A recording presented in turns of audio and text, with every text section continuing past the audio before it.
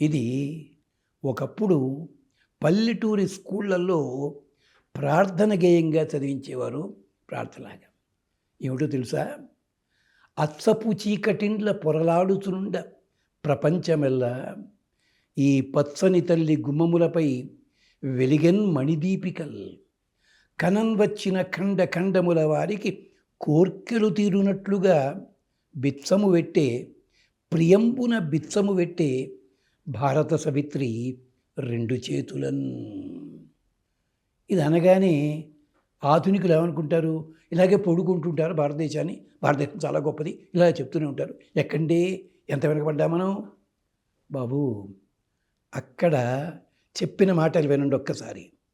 అచ్చపు చీకటిండ్ల పొరలాడుచునుండ ప్రపంచమెల్లా, ప్రపంచమంతా చీకట్లో పడుండగా పచ్చి మాంసం తింటూ కట్టుకోవడానికి గుడ్డలు కూడా లేకుండా, మాట్లాడడానికి భాష లేకుండా, అరుపులు కేకలు ఇలాంటి వాటితోటే బతుకుతున్న ప్రపంచంలో ఎన్నో ఖండాలుండగా ఇక్కడ షడ్రసోపేతమైన భోజనాలని అందించిన ఖండము భారతీయ ఖండము.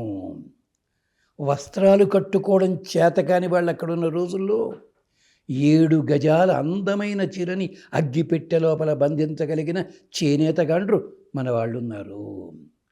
ప్రపంచాన్నంతా జయించి పారేస్తానని వస్తే అలాంటి వాళ్ళని ఒంటరిగా ఎదుర్కొన్న పరాక్రమశాలురైన వాళ్ళు ఉన్నారు. ఆఖరికి బొమ్మలు చేస్తే బొమ్మలని సైనికులుగా మార్చగలిగిన మహానుభావులు ఉన్నారు. అది